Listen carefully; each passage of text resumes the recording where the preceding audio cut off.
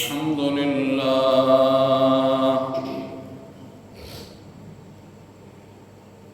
الحمد لله وكفى والصلاة والسلام على سيد الرسل وخاتم الأنبياء وعلى آله وصحبه وبارك وسلم خصوصا على خلفائه الراشدين المهديين إلى يوم القيامة أما بعد فأعوذ بالله من الشيطان الرجيم بسم الله الرحمن الرحيم ثم أرسلنا موسى وأخاه هارون بآياتنا وسلطان مبين إلى فرعون وملئه فاستكبروا وكانوا قوما عالين فقالوا أنؤمن لبشرين مثلنا وقومهما لنا عابدون فكذبوهما فكانوا من المهلكين صدق الله العظيم وصدق رسوله النبي الكريم ونحن على ذلك لمن الشاهدين والشاكرين والحمد لله رب العالمين اللهم صل على محمد وعلى آل محمد كما صليت على إبراهيم وعلى آل إبراهيم إنك حميد مجيد اللهم بارك على محمد وعلى آل محمد كما باركت على إبراهيم وعلى آل إبراهيم إنك حميد مجيد رب اشرح لي صدري ويسر لي أمري واحلل عقدة من لساني يفقهوا قولي رب زدني علما رب زدني علما رب زدني علما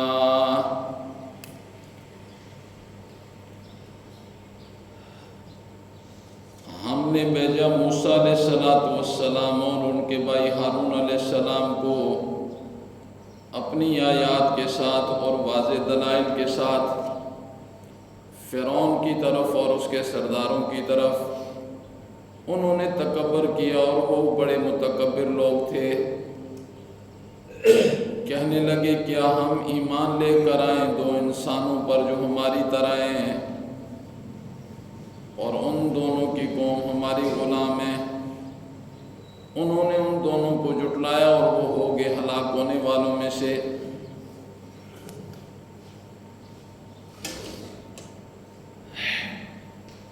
سورہ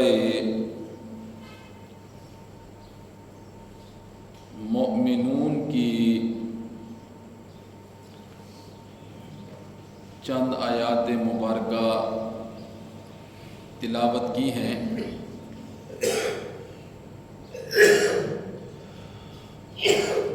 اللہ رب العزت کی بارگاہ میں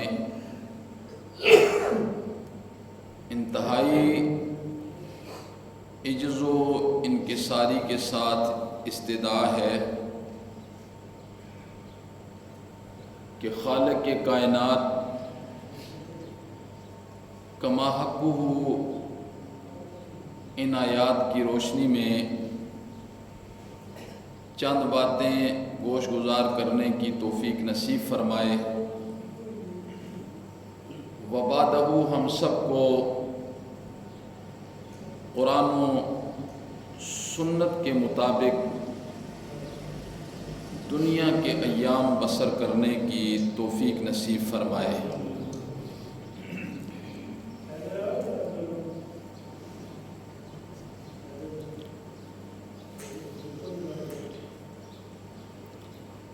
ان آیات کو سمجھانے سے پہلے ایک مثال آپ کے گوش گزار کروں گا۔ قرآن مجید میں اللہ رب العزت نے جب مخلوقات کو سمجھایا تو اللہ نے مثالیں بہت دی ہیں۔ تمثیل سے، مثال سے بات سمجھنے میں ذرا آسانی ہو جاتی ہے، اس لیے مثال دی جاتی ہے۔ یہ دنیا کی ریت ہے، دنیا کا ضابطہ ہے، قانون ہے کہ کوئی بادشاہ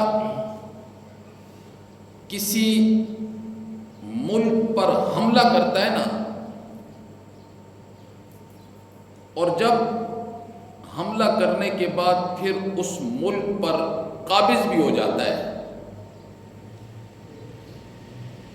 لوگ مختلف گروہوں میں بٹ جاتے ہیں۔ ایک قسم لوگوں کی وہ ہوتی ہے جو بادشاہ کے اقتدار کو بھی نہیں مانتے اور بادشاہ کے قانون کو بھی نہیں مانتے۔ بادشاہ انہیں قتل کروا دیتا ہے۔ جو بادشاہ کے قانون کو بھی نہ مانے، بادشاہ کے اقتدار کو بھی نہ مانے، تو بادشاہ اسے قتل کر دیتا ہے، ان لوگوں کو قتل کروا دیتا ہے۔ کچھ لوگ ایسے ہوتے ہیں جو بادشاہ کے اقتدار کو تو مانتے ہیں، مان جاتے ہیں، پر اس کے رائج شدہ قانون کو نہیں مانتے۔ انہیں بادشاہ سزا دیتا ہے۔ دوسرے وہ لوگ ہیں جنہوں نے بادشاہ کے اقتدار کو مانا ہے لیکن بادشاہ کے قانون کو نہیں مانا۔ پھر جب وہ بادشاہ کے ہتھے چڑھتے ہیں نا تو بادشاہ انہیں سزا دیتا ہے، سزا دینے کے بعد چھوڑ دیتا ہے۔ اور کچھ قسم کے لوگ ایسے ہوتے ہیں جو بادشاہ کا اقتدار بھی مانتے ہیں اور قانون بھی مانتے ہیں، لیکن کبھی کبھار وہ من مرضی بھی کر لیتے ہیں۔ کبھی بادشاہ کا قانون مان لیا، کبھی چھوڑ دیا، کبھی مان لیا، کبھی چھوڑ دیا۔ یہ تیسری قسم کے لوگ ہیں۔ اور ایک قسم کے لوگ ایسے ہوتے ہیں جو بادشاہ کا اقتدار بھی مانتے ہیں اور جو بادشاہ کا قانون صرف مانتے نہیں ہیں بلکہ بادشاہ کے قانون کی بڑی تعظیم کرتے ہیں۔ ایسے لوگوں کو بادشاہ اپنے قریب کرتا ہے اور پھر تحفے اور تحائف سے نوازتا ہے۔ ایسے لوگوں کو یہ سمجھانے کے لیے میں نے ایک مثال دی ہے۔ یہ دنیا کی ریت ہے، ہمارے سامنے ہم دیکھتے ہیں۔ جب میدان محشر لگے گا نا، میدان محشر،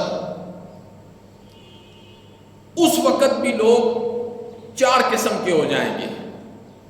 کتنے قسم کے ہوں گے؟ 4 قسم کے۔ جیسے میں نے 4 قسم کے لوگوں کی مثالیں دی ہیں نا ابھی، میدان محشر میں لوگوں کی 4 قسمیں ہو جائیں گی۔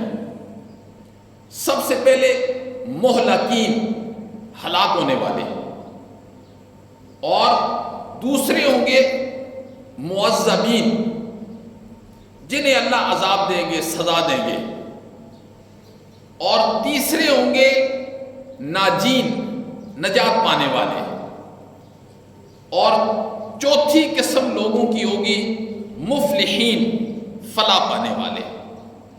بس ان 4 لوگوں کے متعلق میں گفتگو کروں گا۔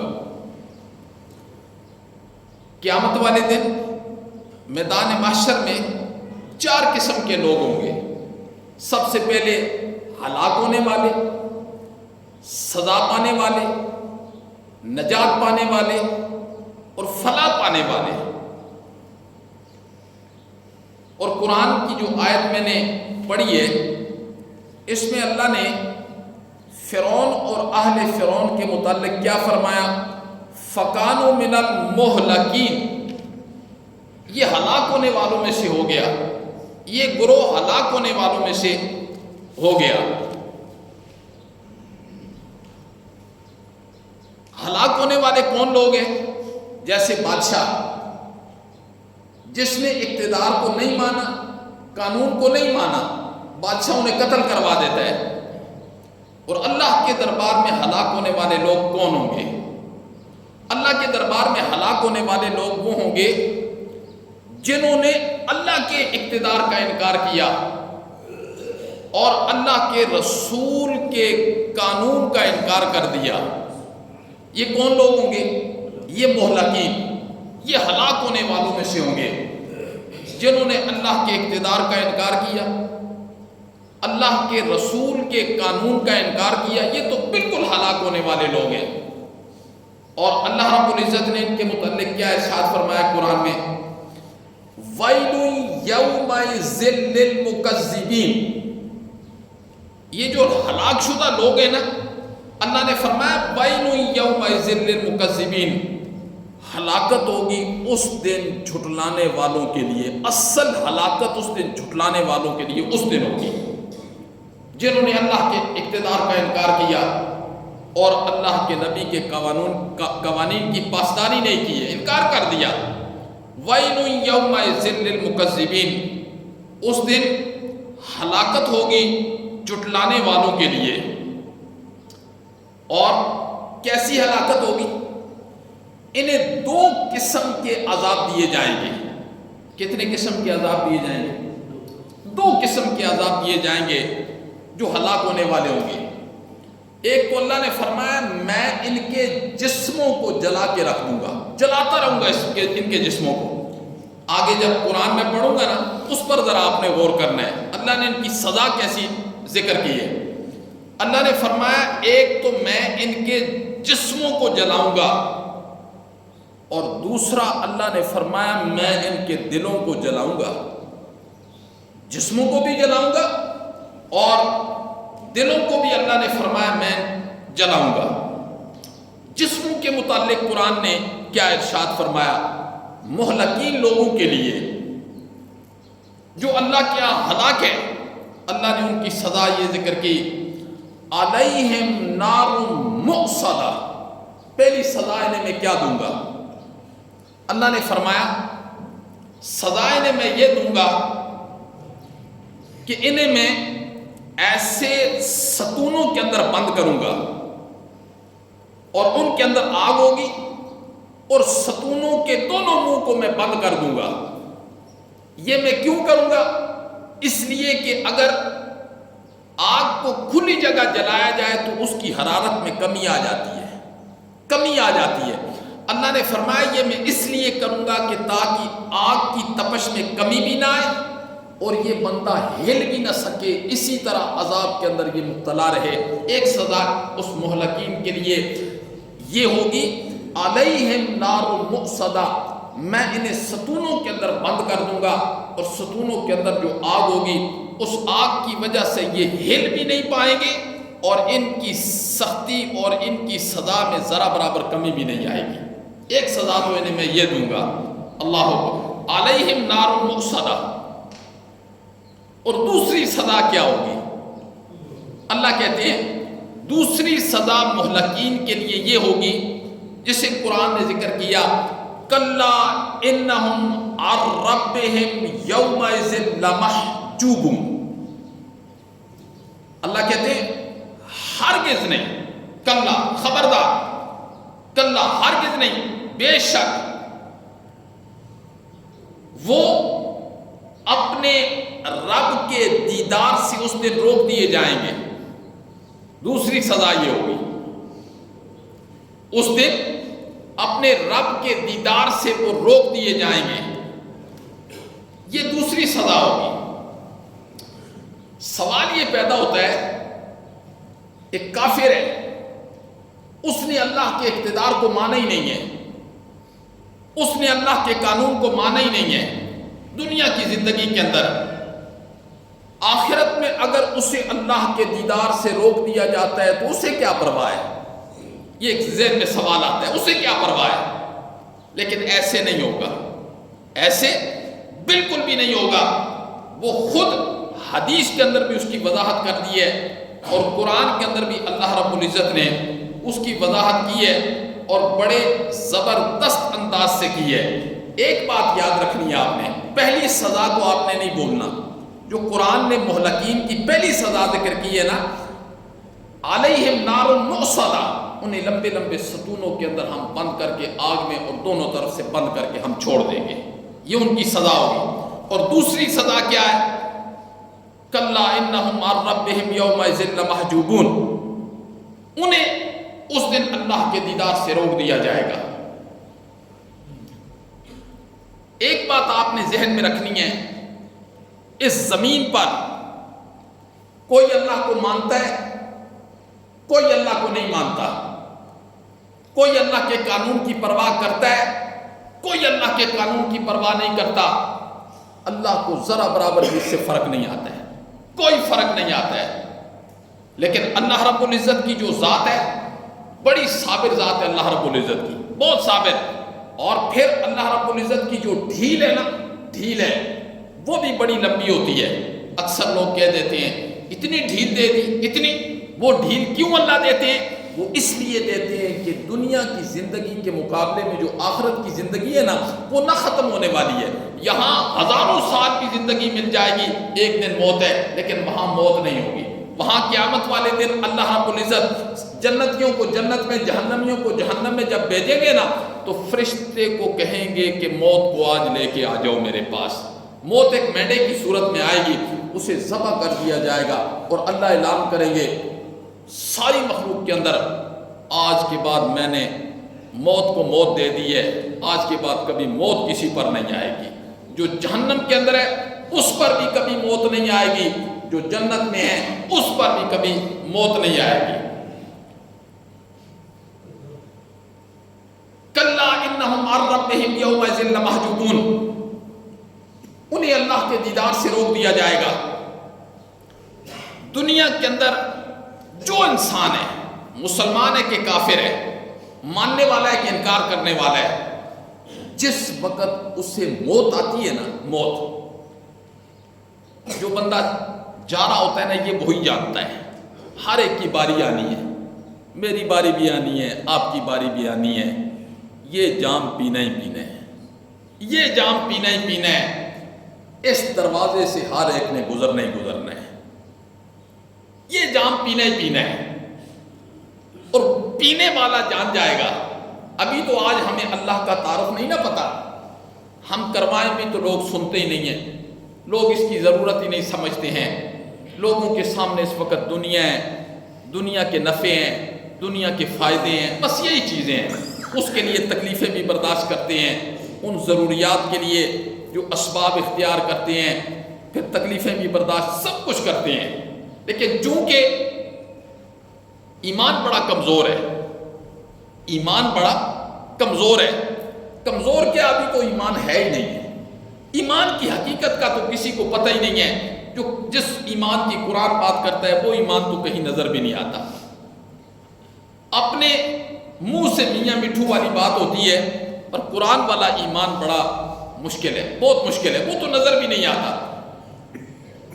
موت کے وقت ہر ایک بندے کو اللہ کا تعارف ہو جائے گا، چاہے مسلمان ہے کہ کافر ہے، ایمان اس کا اوپر ہے کہ نیچے ہے، ایمان سے خالی ہے، ہر ایک بندے کو اللہ کا تعارف ہو جائے گا، ہر ایک بندے کو اللہ کا تعارف موت کے وقت ہو جائے گا، چونکہ وہ آخرت کی ساری منازل اور وہ جہان وہ بندے کے سامنے ہوگا۔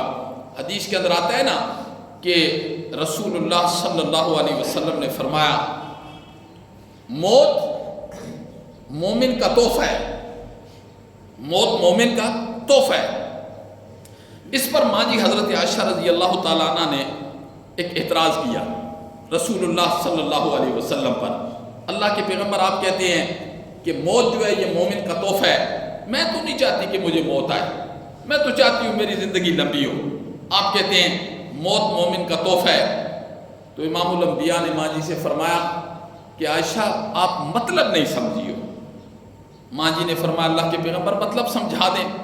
تو امام الانبیاء نے پھر جو مطلب سمجھایا نا کہ موت مومن کے لیے تحفہ ہے، یہ ایسا تحفہ ہے کہ اس کی وجہ سے مومن بندہ اپنے اللہ سے ملاقات کرتا ہے، درمیان میں یہ واسطہ ہے، اس کی وجہ سے بندہ اپنے اللہ سے ملاقات کرتا ہے۔ اب امام الانبیاء نے بات سمجھائی۔ امام الانبیاء نے فرمایا عائشہ جس وقت موت کا فرشتہ آ جاتا ہے، قطع نظر اس سے کہ وہ مومن ہے کہ کافر ہے، کوئی بھی ہے، ابھی وہ فرشتہ اس کے جسم سے روح نہیں نکالتا کہ نکالنے سے پہلے اس کے سامنے اس کا وہ جہان، اس کی وہ منظر اس کے سامنے کر دی جاتی ہے۔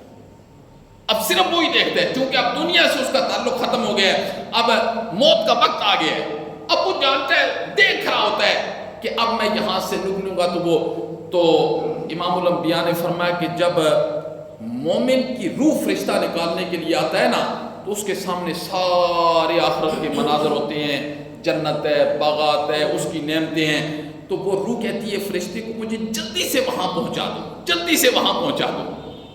تو اس وقت مومن بندہ موت کو پسند کر رہا ہوتا ہے کہ یہاں سے نکلو اور مجھے فوراً وہاں پہنچاؤ جلدی سے۔ تو جب امام الانبیاء نے فرمایا کافر ہوتا ہے، مشرک ہوتا ہے، فاسق ہوتا ہے، فاجر ہوتا ہے، اس کے سامنے آگ ہے، جہنم ہے، آخرت کی منازل ہیں جس کا انسان تصور بھی نہیں کر سکتا، کبھی ذہن کے اندر بھی اس کی اس طرح کی بات نہیں آ سکتی ہے۔ پھر وہ روح جو ہے نا، امام الانبیاء نے فرمایا جسم کے اندر ہی فرشتہ نکالنے کی کوشش کرتا ہے، وہ کہتے ہیں نا کبھی وہ ادھر چلی جاتی ہے، کبھی ادھر چلی جاتی ہے۔ پھر قرآن کیا کہتا ہے والنازعات غرقا، پھر ہم ایسے فرشتوں کو بھیجتے ہیں والنازعات غرقا، پھر وہ ایسے اس کے جسم سے روح کو نکالتا ہے نا جیسے زندہ بکری سے کھال اتار لی جائے، زندہ بکری سے جیسے کھال اتار لی جائے۔ وہ بڑا کچھ کرتا ہے لیکن فرشتے ایسے اس کی روح کو نکال کر لے جاتے ہیں، اور مومن کی روح کو ایسے نکالتے ہیں جیسے مکھن سے بال باہر نہیں نکالتی ہیں، اتنی تکلیف بھی مومن کو نہیں ہوتی ہے، اس طرح روح نکالتے ہیں۔ تو یہ وہ مطلب ہے۔ تو اس وقت جب بندہ اللہ کا تعارف ہو جاتا ہے نا، اللہ کا تعارف ہو جاتا ہے بندے کو، تو پھر کافر بھی کہے گا، کافر بھی کہے گا وہ کیسا رب ہے جو ساری کائنات کا مالک ہے، اس قدر عجائبات کا مالک ہے، اس قدر حسنوں کا مالک ہے، اللہ اکبر۔ اتنے اس وقت سارے کافروں کو پھر اللہ کا صحیح تعارف ہو جائے گا کہ جو اتنی کائنات کا مالک ہے، اتنے عجائبات کا مالک ہے، اتنی قدرتوں کا مالک ہے، اتنے حسنوں کا مالک ہے، اللہ اکبر۔ کیسے حسنوں کا مالک ہے کہ حضرت یوسف کو جو حسن دیا تو دیکھنے والیوں نے ہاتھ کاٹ کے رکھ دیے، وہ خود کیسا حسین ہوگا، وہ خود کیسا حسین ہوگا کہ ایک مخلوق کے ایک فرد کو دیکھا تو دیکھنے والیوں نے، انہوں نے قرآن خود اس پر شاہد ہے کہ انہوں نے کہا ما ھذا بشر، یہ انسان نہیں ہے۔ عورتوں نے کہا یہ انسان نہیں ہے، یہ کوئی فرشتہ ہے، حالانکہ حضرت یوسف کون تھے؟ انسان تھے، انسان تھے، اللہ اکبر۔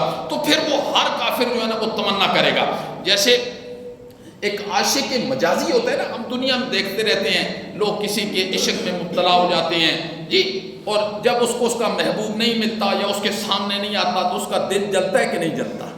کیسا جل رہا ہوتا ہے اس کا دل؟ یہ کسی عاشق سے پوچھنا، مجازی عاشق سے جو ختم ہونے والا عشق ہے جی، اس سے پوچھنا کہ جو کسی کے عشق میں مبتلا ہو جاتا ہے، پھر اسے نہ کھانا اچھا لگتا ہے، نہ پینا اچھا لگتا ہے، نہ کسی کا گفتگو کرنا اچھا لگتا ہے، نہ چلنا، ہر وقت وہ اس کی محبت کی جو آگ ہوتی ہے نا، آگ، یہ وہ آگ ہے جو میں سمجھا رہا ہوں، یہ وہ آگ ہے۔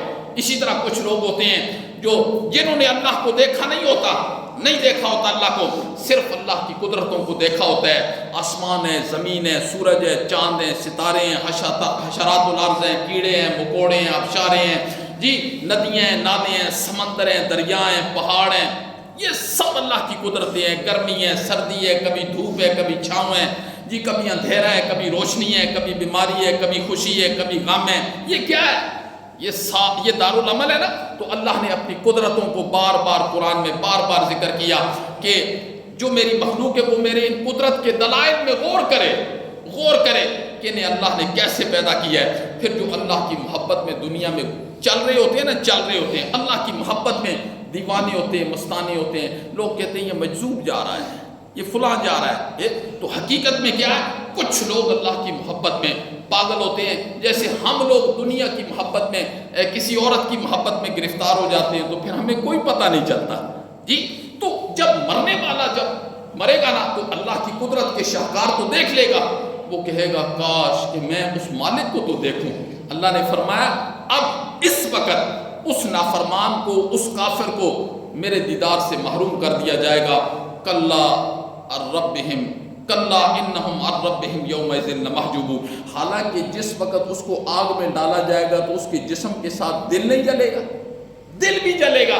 تو الگ سے قرآن نے کیوں کہا کہ ان کے جسموں کو بھی جلایا جائے گا، ان کے دلوں کو بھی جلایا جائے گا؟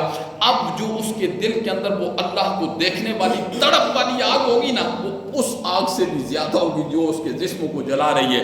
اب جسموں والی آگ کے ساتھ بھی وہ جل رہا ہوگا اور اس دل والی آگ کے ساتھ بھی جل رہا ہوگا۔ اور قرآن نے ایک جگہ کیا فرمایا ذرا سنیے، جہنم کا جو یہ اللہ نے مہلکین کا حال ذکر کیا ہے جو ہلاک ہونے والے ہیں۔ قرآن نے فرمایا کہ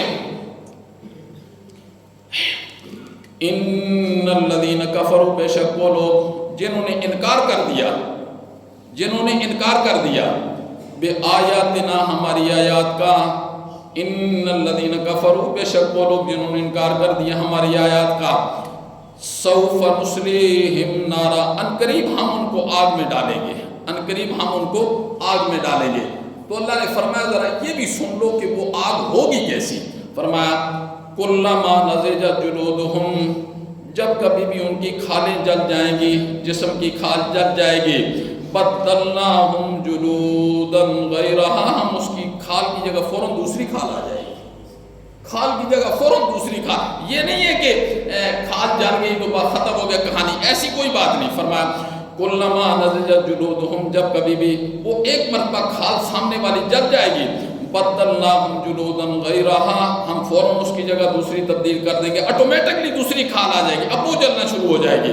لیذوقوا العذاب، تاکہ وہ چکھیں عذاب۔ ان اللہ کان عزیزا حکیما، بے شک اللہ غالب ہے اور حکمت والا ہے۔ اللہ غالب ہے، غالب کا معنی سمجھتے ہو؟ اللہ غالب ہے کیا مطلب؟ اللہ ایسا غالب ہے جیسے بچہ ہوتا ہے نا، اسے قاری صاحب قاعدہ شروع کرواتے ہیں، پھر ایک تختی آتی ہے، اسے قاری صاحب کہتے ہیں بیٹا جو لفظ کے اوپر ہوتی ہے وہ زبر ہوتی ہے، جو لفظ کے نیچے ہوتی ہے اسے زیر بولتے ہیں۔ تو غالب کا کیا مطلب؟ اللہ زبردست ہے، باقی ساری دنیا زیر دست ہے، باقی ساری دنیا زیر دست ہے۔ اس زیر دست میں ساری مخلوق ہے، اس زیر دست میں ساری مخلوق ہے، بس اکیلا اللہ ہے۔ انبیاء بھی نیچے رہ گئے، اولیاء بھی نیچے رہ گئے، اتقیاء بھی نیچے رہ گئے، اصفیاء بھی نیچے رہ گئے، فرشتے بھی نیچے رہ گئے، جنات بھی نیچے رہ گئے۔ اللہ اکیلا ہے، اکیلا اللہ، اکیلا اللہ، لا الہ الا اللہ، لا الہ الا اللہ۔ یہی تو مطلب ہے لا الہ الا اللہ کا۔ اسی لیے تو صحابہ نے اپنے جسم کو چھلنی کروا دیا تھا تیر کھا کھا کے، پر یہ نہیں کہا تھا کہ اللہ کے ساتھ کوئی اور بھی ہے۔ یہ توحید ہے۔ یہ کیا ہے؟ یہ توحید ہے، لا الہ الا اللہ، لا الہ الا اللہ۔ مولا کیا کہنا چاہتا ہے؟ سورج بھی ہے، چاند بھی ہے، ستارے بھی ہیں، پہاڑ بھی ہے، آسمان بھی ہے، انبیاء بھی ہے، اولیاء بھی ہیں، اتقیاء۔ کیا بتانا چاہتا ہے؟ اللہ کہتے ہیں سب کچھ ہے پر الہ کوئی بھی نہیں ہے، معبود کوئی بھی نہیں ہے، عبادت صرف میری ہونی، عبادت کسی کی نہیں ہے۔ تو اللہ نے کیا فرمایا؟ اللہ اکبر۔ تو مہلکین خلود فی النار ہوگا، ہمیشہ ہمیشہ کی۔ تو یہ قیامت والے دن چار قسم کے لوگ ہوں گے۔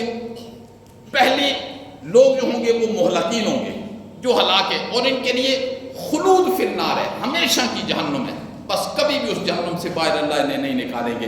اس پر قرآن بھرا پڑا ہے اور قرآن کے بڑے دلائل ہیں۔ ان کا جرم بہت بڑا ہے، ان کا جرم بہت بڑا ہے۔ ظاہر ہے جرم کے مطابق سزا ہوتی ہے نا۔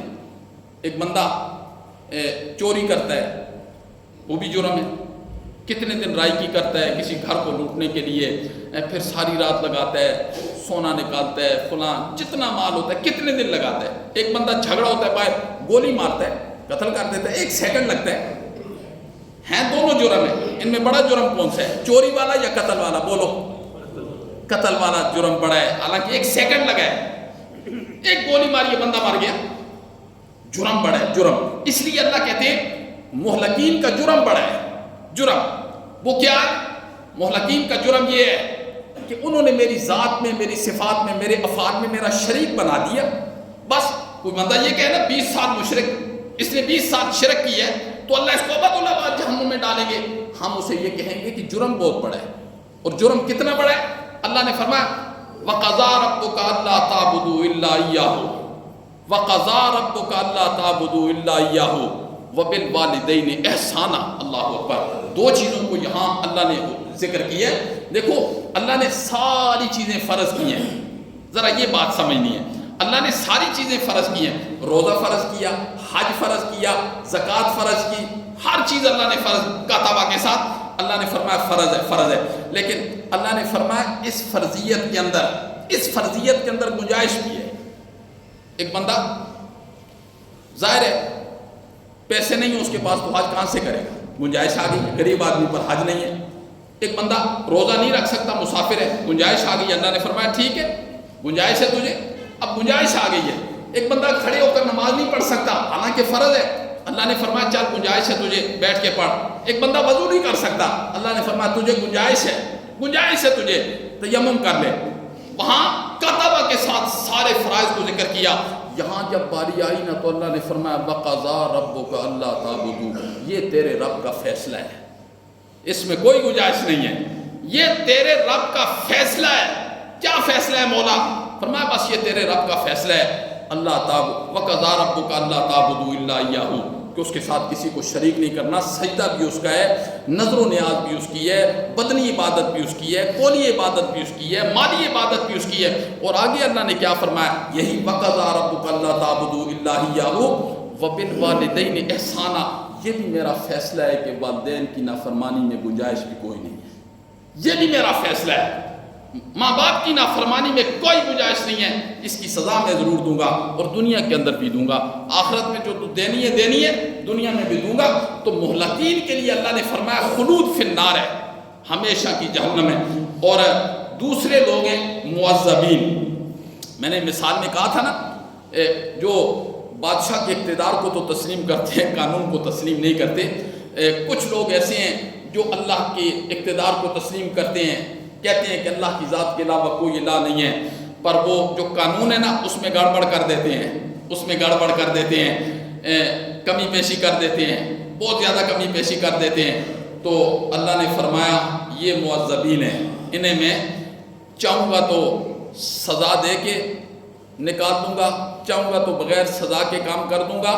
لیکن یہ بات پکی ہے، یہ کون ہے؟ یہ وہ ہیں جنہوں نے میرے اقتدار کو مانا ہے۔ ان الذین قالوا ربنا اللہ ثم استقاموا، یہ مستقیم رہے دنیا کے اندر، بس انہوں نے اور تو بڑے کام کیے لیکن ان کا یہ نظریہ تھا کہ اللہ ہے، جو کرتا ہے اللہ کرتا ہے، عبادت اللہ کی ہے، سجدہ اللہ کا ہے، نظر و نیاز اللہ کی ہے، طواف صرف اور صرف اس کی، ہر عبادت اس کی ہے۔ یہ کچھ لوگ ایسے تھے جو غیر اللہ کی طرف متوجہ نہیں ہوتے تھے۔ انہوں نے جب کہا نا لا الہ الا اللہ محمد الرسول اللہ، ان الذین قالوا ربنا اللہ، بے شک وہ لوگ جنہوں نے کہا اللہ ہمارا رب ہے، ثم استقاموا، پھر وہ ڈٹ گئے تو دوسرے گناہ کے اندر مصروف رہے۔ اللہ نے فرمایا ان کے لیے میرا اصول یہ ہے کہ میں چاہوں گا تو سزا دے کے جہنم سے نکالوں گا، چاہوں گا تو بغیر سزا کے، لیکن جہنم میں ان کا خلود ہمیشہ کے لیے نہیں ہوگا، ان کا صرف دخول ہوگا، یہ جہنم میں صرف جائیں گے، خلود فی النار نہیں ہوگا، دخول فی النار ہوگا۔ وہ بھی اگر میں چاہوں گا تو دے دوں گا، نہیں چاہوں گا تو میں انہیں بغیر سزا کے معاف کر کے انہیں جنت میں بھیج دوں گا، کیونکہ یہ وہ لوگ تھے جنہوں نے میرے اقتدار کو مانا ہے۔ اس لیے میرے بھائی ہم سب نے اللہ کے اقتدار کو ماننا ہے۔ کیا کرنا ہے؟ اللہ کے اقتدار کو ماننا ہے۔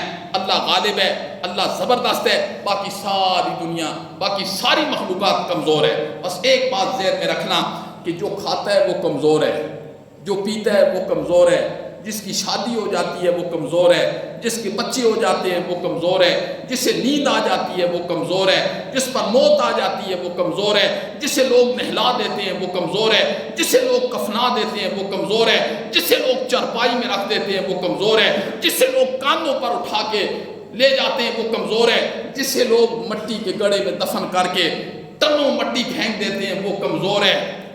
کمزور نہیں ہے تو صرف اور صرف کون نہیں ہے؟ بولو دلیل کیا ہے؟ اللہ نے فرمایا اللہ لا الہ الا هو الحی القیوم۔ آپ سب کو آیت الکرسی آتی ہے، اللہ نے دلائل کے انبار نہیں لگا دیے۔ اللہ نے فرمایا اللہ لا الہ الا هو الحی القیوم۔ لوگوں میں الہ ہوں، مولا کوئی دلیل بھی تو پیش کرنا۔ تجھے الہ مانے حضرت عیسیٰ کو نہ مانے، تجھے الہ مانے مائی مریم کو نہ مانے، کوئی دلیل بھی تو پیش کرنا۔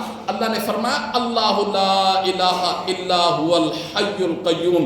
میں اللہ اس لیے ہوں کہ میں زندہ ہوں، میں زندہ ہوں، اور جسے تم الہ مان رہے ہو اس پر موت آ گئی ہے، اور جس پر موت آ جائے وہ الہ نہیں ہو سکتا۔ پھر اللہ نے آیت الکرسی میں دلائل کے انبار لگا دیے ہیں، اب سب کو آتی ہے، وقت نہیں ہے میرے پاس کبھی آیت الکرسی کا ترجمہ پڑھنا اور کبھی سیکھنا کہ اللہ رب العزت نے کیسے دلائل پیش کیے ہیں۔ تو دوسرے قیامت والے دن جو لوگ ہوں گے وہ معذبین ہوں گے، معذبین جنہیں اللہ چاہیں گے سزا دے کے معاف کر دیں گے یا بغیر سزا کے معاف کر دیں گے۔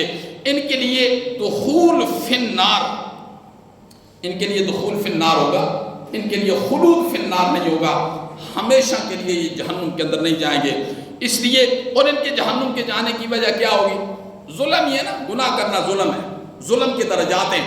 ایک ظلم ہے شرک، وہ تو انہوں نے ظلم نہیں کیا، باقی ظلم ہے، قتل کرنا ظلم ہے، سود کھانا ظلم ہے، چوری کرنا ظلم ہے، زنا کرنا ظلم ہے، جی یہ سارے جو کام، جوا کھیلنا ظلم، یہ سارے ظلم کے، اس ظلم کی وجہ سے وہ جہنم کے اندر جائیں گے۔ اور یاد رکھنا کہ کچھ گناہ ایسے ہیں تو وہ چھوٹے ہیں، لیکن لوگ انہیں جب چھوٹا سمجھتے ہیں تو وہ چھوٹا نہیں رہتے ہیں، وہ بڑے ہو جاتے ہیں۔ مثلا کچھ لوگ کہتے ہیں یہ چھوٹا گناہ ہے جی، یہ تو ساری دنیا کرتی ہے، میں کر لیا تھا کیڑی گال ہے، یہ تو ساری دنیا کرتی ہے۔ یعنی کیا مطلب ہے؟ اصرار علی الصغائر، چھوٹے گناہ پر ہمیشگی کرنا، روزانہ اسے کرنا، پھر وہ چھوٹا نہیں رہتا، پھر وہ بڑا ہو جاتا ہے۔ یہ کہہ دینا، شیطان دل میں ڈالتا ہے نا، وہ تو ساری دنیا کرتی ہے، یہ تم نے کر لیا تو کیا ہے۔ یہ چھوٹے گناہ پر جب اصرار ہو جاتا ہے تو پھر وہ صغیرہ نہیں رہتا ہے، پھر وہ کبیرہ بن جاتا ہے، پھر وہ کیا۔ اور دوسری چیز کیا ہے؟ چھوٹے گناہ کو معمولی سمجھنا، وہ تو چھوٹا گناہ جی کوئی بات نہیں۔ جب معمولی سمجھا جائے نا، معمولی، تو پھر وہ گناہ چھوٹا نہیں رہتا، وہ پھر گناہ کبیرہ ہو جاتا ہے۔ مثال کے طور پر رسول اللہ صلی اللہ علیہ وسلم کی سنتیں ترک کر رہے ہیں لوگ، اب میرے پاس وقت نہیں ہے، وہ جی سنت ہی تو ہے جی، وہ فرض تھوڑی ہے جی، یہ سنت ہی تو ہے۔ اب جب یہ اس نے اس نظریے سے کہا نا تو پھر یہ گناہ چھوٹا نہیں رہتا، پھر یہ گناہ اسی طرح بڑا ہو جاتا ہے جس طرح سود کھانا بڑا ہوتا ہے، جس طرح زنا کرنا بڑا ہوتا ہے، جس طرح شراب پینا بڑا ہو جاتا ہے۔ اس طرح چھوٹے گناہ کو کبھی چھوٹا، ہر گناہ سے بچنا ہے، چاہے وہ چھوٹا ہے یا بڑا ہے، لیکن چھوٹے گناہ کو چھوٹا سمجھ کے نہیں کر لینا۔ چھوٹے گناہ کو چھوٹا سمجھ کے کرنے والا وہ پھر کبیرہ کے برابر ہو جاتا ہے، پھر کبیرہ۔ اور تیسری چیز یہ ہے کہ اللہ کے حلم کے سہارے سے گناہ کرنا، جی اللہ غفور الرحیم ہے معافی کر دے گا جی، یہ بھی کبیرہ گناہ ہے کہ یہ بندہ سوچ کے کرے اللہ حلیم ہے، وہ اللہ غفور الرحیم ہے، اللہ معافی کر دے گا، چلو یہ بھی کر لو، پھر یہ بھی بڑا گناہ ہے، یہ بھی بغیر توبہ کے معاف نہیں ہوگا۔ اور پھر ایک علن اعلان گناہ کرنا، علن اعلان، اور رسول اللہ صلی اللہ علیہ وسلم نے فرمایا کل الناس معاف الا المجاہرین، اللہ سارے لوگوں کو معاف کر دے گا، علن اعلان گناہ کرنے والے کو اللہ کبھی معاف نہیں کرے گا۔ جو جس نے علن اعلان گناہ کیا ہے نا تو وہ توبہ بھی علن اعلان ہی کرے گا، جس طرح علن اعلان گناہ کیا ہے اب وہ توبہ بھی علن اعلان ہی کرے گا۔ تو دوسرے قسم کے لوگ ہوں گے معذبین قیامت والے دن، جو اللہ کے اقتدار کو مان رہے ہیں پر اللہ کے قانون میں گڑبڑ کی ہے، اللہ انہیں سزا دے یا بغیر سزا کے معاف کر دے۔ اور تیسرے قسم کے لوگ وہ ہوں گے جو نجات پانے والے ہوں گے، جو نجات، میں نے کہا تھا مثال میں کہ کچھ ایسے لوگ ہوتے ہیں جو بادشاہ کے قانون کو بھی تسلیم کرتے ہیں، بادشاہ کے اقتدار کو بھی تسلیم کرتے ہیں، لیکن اس میں کبھی اپنی مرضی بھی کر لیتے ہیں۔ تو نجات پانے والے قیامت والے دن کون لوگ ہوں گے؟ جن کی نیکیاں اور برائیاں بالکل برابر ہو جائیں گی۔ اس لیے انسان کو کبھی نیکی کا کام نہیں چھوڑنا چاہیے، چاہے چھوٹی ہو بڑی ہو۔ قیامت والے دن کچھ ایسے لوگ ہوں گے جن کی نیکیاں مثال کے طور پر 50 نیکیاں نا، تو 50 یہ نجات پانے والے، کیا مطلب یعنی یہ جہنم میں نہیں جائیں گے۔ ان کے لیے اللہ نے ایک مقام بنایا ہے، قرآن نے ذکر کیا سورہ آراف کے نام سے، آراف مقام ہے، کبھی نہ کبھی اللہ انہیں جنت میں بھیج دے گا، لیکن یہ نجات پانے والے۔ اور ایک ہیں مفلحین، فلاح پانے والے لوگ کون ہیں؟ اللہ اکبر، فلاح پانے والے لوگ وہ ہیں جن کے پاس اصل ایمان بھی تھا اور شریعت کی پابندی بھی تھی۔ یہ ہیں مفلحین، جن کے پاس جو پہلے درجے کے اندر ہی جنت میں چلے جائیں گے، جو صرف مومن نہیں ہیں، مومنین کے ساتھ ان کے پاس شریعت کی پابندی بھی ہے۔ شریعت کی پابندی کیا ہے؟ اب سنیں ذرا، شریعت کی پابندی کیا ہے؟ بس اسی پر میں بات کو ختم کر دوں گا۔ ایمان بھی ہے نا، تو اللہ نے فرمایا قد افلح المؤمنون، جس کے پاس ایمان ہے وہ کامیاب ہو گیا۔ شریعت کیا ہے؟ ایک تو مومن ہے نا، ایمان تو اس کو ہو گیا، اب شریعت کیا ہے؟ ذرا سنیں شریعت کیا ہے۔ فرمایا الذین هم فی صلاتهم خاشعون، وہ اپنی نمازوں میں، نمازیں بھی پڑھتے ہیں تو اپنی نماز میں اللہ سے ڈرتے ہیں، ان کا دل اللہ کے سامنے جھکا ہوتا ہے۔ یہ شریعت ہے۔ ایمان تو ہو گیا نا، شریعت میں پہلی چیز یہ آ گئی ہے کہ مومن بھی ہیں اور شریعت کے پابند بھی ہیں۔ فرمایا الذین هم فی صلاتهم خاشعون، وہ لوگ ہیں جو اپنی نمازوں کے اندر ڈرتے ہیں، اپنے دلوں کو اللہ کی طرف جھکاتے ہیں۔ نمبر 2 والذین هم عن اللغو معرضون، بیہودہ باتوں سے وہ اعراض کرتے ہیں۔ یعنی لوگ محفلیں بیٹھے رہتے ہیں، جگتے مارتے رہتے ہیں، گالیاں نکالتے رہتے ہیں، ایک جگہ بیٹھ گئے ہیں، صبح سے شام تک بیٹھے ہوئے ہیں، تاش کھیل رہے ہیں، اور یہ بیہودہ باتیں۔ فرمایا جو مومن ہوتے ہیں وہ بیہودہ باتوں کی طرف نہیں جاتے، وہ اپنے وقت کی قدر کرتے ہیں۔ یہ غلط محفل میں بیٹھ کے، غلط لوگوں کے ساتھ بیٹھ کے، جس طرح آج کل ہو رہا ہے سارا۔ فرمایا والذین هم عن اللغو معرضون، اور مومن وہ ہوتے ہیں جو بیہودہ باتوں سے اعراض کرتے ہیں۔ والذین هم للزکاۃ فاعلون، اور وہ اپنے مال سے زکوٰۃ کی فکر میں رہتے ہیں کہ ہم نے یہ اپنے مال میں سے زکوٰۃ بھی دینی ہے، یہ مستحقین تک اس کو پہنچانا ہے۔ فرمایا والذین هم لفروجهم حافظون، وہ اپنی شرمگاہوں کی حفاظت کرتے ہیں، اپنی شرمگاہوں کی حفاظت کرتے ہیں۔ امام الانبیاء نے فرمایا تم مجھے 2 چیزوں کی ضمانت دے دو، میں تمہارا ہاتھ پکڑ کے جنت میں داخل کر دوں گا۔ فرمایا ایک شرمگاہ کی ضمانت دے دو، اور ایک جو 2 جبڑوں کے درمیان زبان ہے، مجھے اس کی ضمانت دے دو، میں تمہیں جنت کی ضمانت دے دوں گا۔ آج یہ دو ہی تو چیزیں ہیں جس سے معاشرے کے اندر بگاڑ آیا ہے۔ جو معاشرہ آج ہمارا کہاں سے کہاں چلا گیا ہے، یہ معاشرہ کس جگہ پہ پہنچ گیا ہے۔ تو آپ نے فرمایا اللہ کیا کہتے ہیں والذین هم لفروجهم حافظون، مومن وہ ہوتے ہیں جو اپنی شرمگاہوں کی حفاظت کرتے ہیں۔ الا علی ازواجہم، مگر اپنی بیویوں جو حلال طریقے اس پر جاتے ہیں، یا ان کی لونڈیاں ہوتی ہیں جس کے ان کے دائیں ہاتھ مالک ہوتے ہیں، فإنہم غیر ملومین، اس پر کوئی ملامت نہیں ہے۔ فمن ابتغى وراء ذلك، جو تلاش کرتا ہے اس کے علاوہ کوئی اور رستہ، فاولئک هم العادون، یہ لوگ حد سے تجاوز کرنے والے ہیں۔ والذین هم لاماناتهم وعهدهم راعون، اور ایمان والے کون ہوتے ہیں؟ جو اپنے وعدے کی اور امانتوں کی اور وعدے کی پاسداری کرتے ہیں۔ آج یقین کرو اس معاشرے میں اتنا جھوٹ بولا جاتا ہے، اتنا جھوٹ بولا جاتا ہے کہ خدا باعث شاید بندہ پریشان ہو جاتا ہے کہ یار ہم انسانوں، چلو ایمان چھوڑو، انسانوں کا بھی کوئی معاشرہ ہوتا ہے، کوئی قانون ہوتا ہے، اس قدر جھوٹ بولا جاتا ہے۔ تو اللہ کہتے ہیں مومن وہ ہوتے ہیں جو اپنی امانتوں کا خیال رکھتے ہیں، وعدوں کا خیال رکھتے ہیں۔ والذین هم علی صلاتہم یحافظون، جو اپنی نمازوں کی حفاظت کرتے ہیں، 5 وقت کی نمازوں کی حفاظت کرتے ہیں۔ یہ نہیں ہے کہ سال کے بعد پڑھ لی، جمعے والے دن پڑھ لی، فرمایا اپنی نمازوں کی حفاظت کرتے ہیں۔ یہ اللہ نے مومنوں کی صفت ذکر کر کے کیا فرمایا؟ اولئک هم الوارثون، یہ لوگ جنت کے وارث ہیں۔ الذین یرثون الفردوس، وہ لوگ جو وارث ہیں فردوس کے، ہم فیہا خالدون، صرف وارث نہیں، اللہ نے فرمایا ہمیشہ ہمیشہ اسی کے اندر رہیں گے۔ اللہ عمل کی توفیق نصیب فرمائے۔